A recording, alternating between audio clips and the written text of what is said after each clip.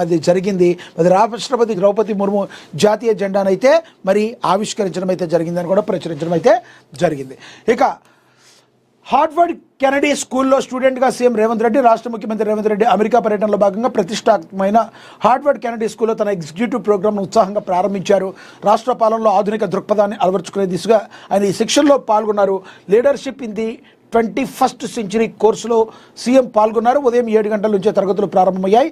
సాయంత్రం 6 గంటల వరకు అవి కొనసాగుతాయని కూడా ప్రచురించారు. మనందరికీ తెలుసు సీఎం రేవంత్ రెడ్డి విదేశీ పర్యటనలో ఉన్నారు. ఇక 400 కోట్లతో తీసుకురావాల్సిన కంటైనర్ దోపిడీ, గోవా కర్ణాటక సరిహద్దుల్లో సంచలనం. స్పందించిన కర్ణాటక హోంమంత్రి 400 కోట్లతో తరలిస్తున్న కంటైనర్ దొంగిలించినట్టు మహారాష్ట్ర పోలీసులు తెలిపారని కర్ణాటక హోంమంత్రి జి పరమేశ్వరరావు పేర్కొన్నారు. కర్ణాటక సరిహద్దుల్లోని చెర్లకొండ మార్గంలో 400 కోట్లతో తరలిస్తున్న కంటైనర్ను దోపిడీ దొంగలు దారి మరలించిన వ్యవహారంపై ఆయన స్పందించారు. బాధితులు కర్ణాటక పోలీసులకు ఫిర్యాదు చేస్తే దర్యాప్తు చేయడానికి సిద్ధమని, ఈ ఘటనలో వాస్తవాలు బయటకు వస్తాయని కూడా ప్రచురించారు. సినిమా తరహాలో దీన్ని మనం చూస్తున్నాం. ఈ రోజున మరి డబ్బుల కంటైనర్ ఎక్కడికి వెళ్ళింది అన్న దానిపై ఒక చర్చ అయితే జరగబోతుంది. ఇంకా గ్లోబల్ స్కిల్ హబ్గా తెలంగాణ ఉంటుందని గణతంత్ర వేడుకల్లో జిష్ణుదేవ్ వర్మ అయితే మరి చెప్పడం అయితే జరిగింది. సికింద్రాబాద్ పరేడ్ గ్రౌండ్లో ఘనంగా గణతంత్ర వేడుకలు అయితే జరిగాయని కూడా ప్రచురించారు. $3 ట్రిలియన్ ఎకనామీ లక్ష్యంగా తెలంగాణ ముందుకు సాగుతుందని గవర్నర్ జిష్ణుదేవ్ వర్మ పేర్కొన్నారు. రైజింగ్ తెలంగాణ 2047 సరికొత్త లక్ష్యాలు నిర్దేశించుకుందని తెలిపారు. 77వ గణతంత్ర దినోత్సవాల్లో భాగంగా సికింద్రాబాద్లోని పరేడ్ మైదానంలో జరిగిన గణతంత్ర దినోత్సవ వేడుకలకు గవర్నర్ ముఖ్య అతిథిగా హాజరై జాతీయ జెండాను ఆవిష్కరించారు. అనంతరం సైనికుల నుంచి గౌరవందనం స్వీకరించారు.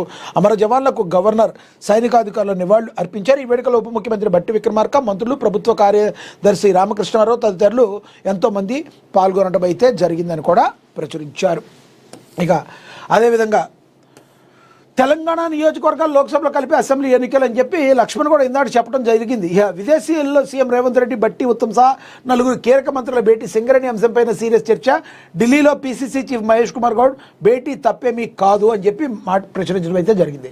ఇక ప్రజాభవన్లో 4 మంత్రులు అత్యవసరంగా భేటీ స్టేట్ పాలిటిక్స్లో చర్చనీయాంశంగా మారింది. సోమవారం సాయంత్రం లోక్ భవన్ ఎట్ హోమ్ ముగిసిన అనంతరం మరి 4 ఒకే కారులో ప్రజాభవన్కు వెళ్లారు. సింగరేణి అంశంపై రాష్ట్రంలో తీవ్ర చర్చకు దారితీసిన నేపథ్యంలో వీరి భేటీకి అయితే ప్రాధాన్యత సంతరించుకుందని కూడా ప్రచురించారు. ఇక ఈ సమావేశంలో ఉప ముఖ్యమంత్రి బట్టి విక్రమార్క, ఉత్తమ్ కుమార్ రెడ్డి, శ్రీధర్ బాబు, అడ్లూరి లక్ష్మణ్ కుమార్ పాల్గొన్నారు. నైనీ కోల్డ్ టెండర్స్పై గవర్నర్ను కలిసేందుకు బీఆర్ఎస్ నేతలు సిద్ధమయ్యారు. ఈ నేపథ్యంలో 4 మంత్రులు అత్యవసరంగా సమావేశం కావడం హాట్ టాపిక్గా మారింది. ముఖ్యమంత్రి రేవంత్ రెడ్డి ప్రస్తుతం విదేశీ పర్యటనలో ఉన్నారు. మరోవైపు సీఎం రేవంత్ రెడ్డి సోమవారం హార్వర్డ్ యూనివర్సిటీ తరగతులకు హాజరయ్యారు. మంత్రుల భేటీ తప్పేమీ కాదని కూడా మరి మాట్లాడుతున్నారు. రాష్ట్రంలో జరుగుతున్న పరిణామాలపై సీఎం రేవంత్ రెడ్డి విదేశాల నుంచి వచ్చిన తర్వాత హైకమాండ్తో చర్చిస్తామని తెలంగాణ పీసీసీ అధ్యక్షుడు మహేష్ కుమార్ గౌడ్ అయితే తెలిపారు. ఇక ఢిల్లీలో పీసీసీ అధ్యక్షులతో సోమవారం కాంగ్రెస్ పార్టీ ప్రధాన కార్యదర్శి కేసీ వేణుగోపాల్ భేటీ అయ్యారు. ఈ సమావేశం అనంతరం మహేష్ కుమార్ గౌడ్ మీడియాతో మాట్లాడారు. సీఎం విదేశాల్లో ఉన్నప్పుడు మరి పరిపాలన అంశం విషయంలో మంత్రులు సమావేశం జరిపితే తప్పేమీ లేదన్నారు. డిప్యూటీ సీఎం బట్టి రాష్ట్రంలో పరిపాలన విషయంలోనూ సమావేశం జరిపారని అనుకుంటామని చెప్పారు. బీఆర్ఎస్ తీరుపై మహేష్ కుమార్ మండిపడ్డారు. గత 10 ఏళ్ల బీఆర్ఎస్ పాలనలో జరిగిన అవకతవకలపై విచారణ జరపాలని, ఫోన్ ట్యాపింగ్ కేసుల సంబంధం ఉన్న వారందరికీ నోటీసు ఇవ్వాల్సిందేనని, ఈ కేసులో పరిపూర్ణమైన దర్యాప్తు జరగాలని చెప్పారు. ఇక కాంగ్రెస్లోకి కవిత వస్తారన్న ప్రస్తావన వచ్చినప్పుడు ఆమె తమ పార్టీకి అవసరం లేదని చెప్పారు. ఇప్పుడు కూడా అదే మాట చెప్తున్నారన్నారు.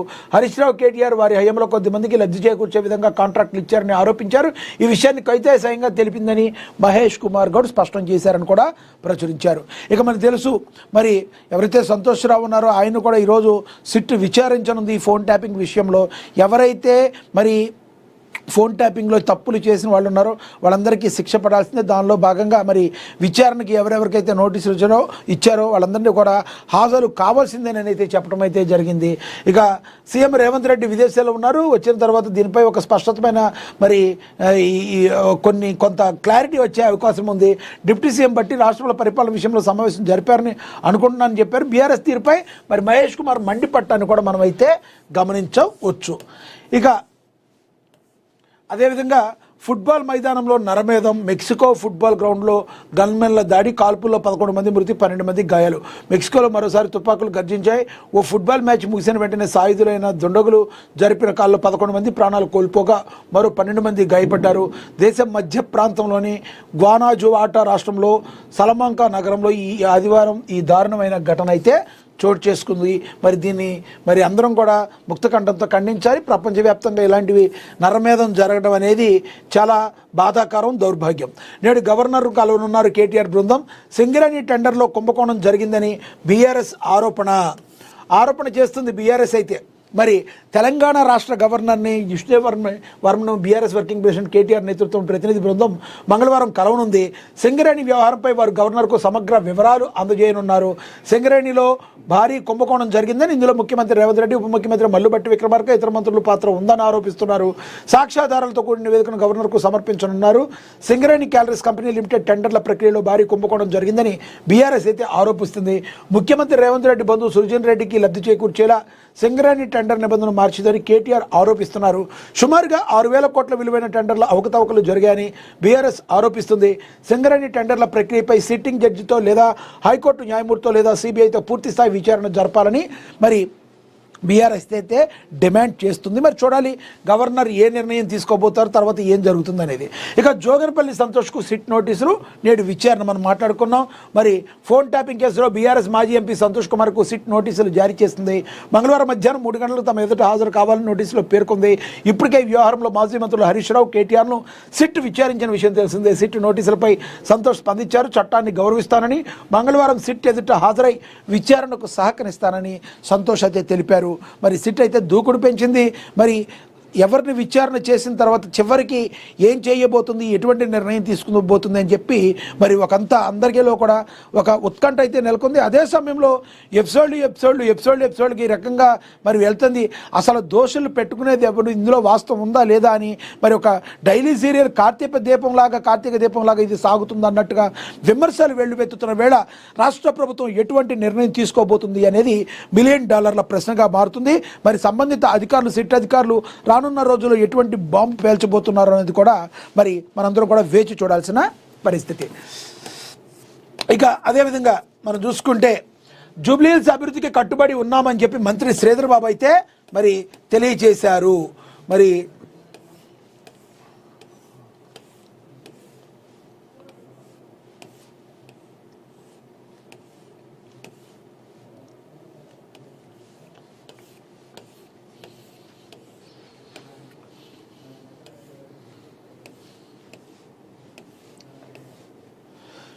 జూబ్లీహిల్స్ అభివృద్ధికి ప్రభుత్వం కట్టుబడి ఉందని తెలంగాణ ఐటీ పరిశ్రమల శాఖ అలాగే శాసనసభ వ్యవహారాల శాఖ మంత్రి దుద్దిళ్ల శ్రీధర్ బాబు తెలిపారు. ఏ నియోజకవర్గం నుంచి చదువుకున్న యువకుడిని నిలబెట్టి ప్రజలే గెలిపించారని పేర్కొన్నారు. రాజకీయ వ్యవస్థలో చాలా ముఖ్యమైనవి, ప్రజలకు సేవ చేయాలనే సంకల్పంతో ముందుకు వెళుతున్నామని తెలిపారు. నియోజకవర్గంలో పెండింగ్లో ఉన్న అన్ని రోడ్డు పనులను పూర్తి చేస్తామని హామీ ఇచ్చారు. సోమవారం జూబ్లీహిల్స్లో పర్యటించిన ఆయన పలు కార్యక్రమాల్లో పాల్గొన్న అనంతరం మీడియాతో మాట్లాడారు. జూబ్లీహిల్స్ ఎమ్మెల్యే నవీన్ యాదవ్కు ప్రజలకు సేవ చేయాలనే తపన ఉందని, అలాంటి నాయకుడితో కలిసి అభివృద్ధి పనులు చేయించుకోవాల్సిన ప్రజలను మంత్రి శ్రీధర్ బాబు సూచించారు. భవిష్యత్తులో నవీన్ యాదవ్ పెద్ద స్థాయి నాయకుడిగా ఎదుగుతారని ఆయన విశ్వాసాన్ని వ్యక్తం చేశారు. జూబ్లీహిల్స్ అంటే చాలా అభివృద్ధి చెందిన ప్రాంతం అనుకున్నప్పటికీ ఇంకా ఎన్నో సమస్యలు ఉన్నాయని కూడా తెలిపారు. రానున్న రోజుల్లో రోడ్ల విషయంలో కూడా నవీన్ యాదవ్తో మీకు ఏం కావాలో పనులన్నీ కూడా ఎమ్మెల్యే చేయించుకోవాలని, నవీన్ యాదవ్ రానున్న రోజుల్లో ఎమ్మెల్యేగా కాకుండా రాజకీయ ఒక శక్తిగా కూడా ఇంకా మరింత ఉన్నత స్థాయికి ఎదుగుతారని కూడా ఆయన ఆశాభావం అయితే వ్యక్తం చేశారు. దుద్దిళ్ల శ్రీధర్ బాబు జూబ్లీహిల్స్ అభివృద్ధికి ప్రభుత్వం కట్టుబడి ఉంది, మేమేమైతే మాట ఇచ్చామన్న ఉప ఎన్నికల్లో దాన్ని 100% చేసి తీరుతామని చెప్పి శ్రీధర్ బాబు మరొకసారి పునరుద్ఘాటించారని కూడా ప్రచురించడం అయితే జరిగింది. ఇక అదేవిధంగా బండ్ల గణేష్కు నారా లోకేష్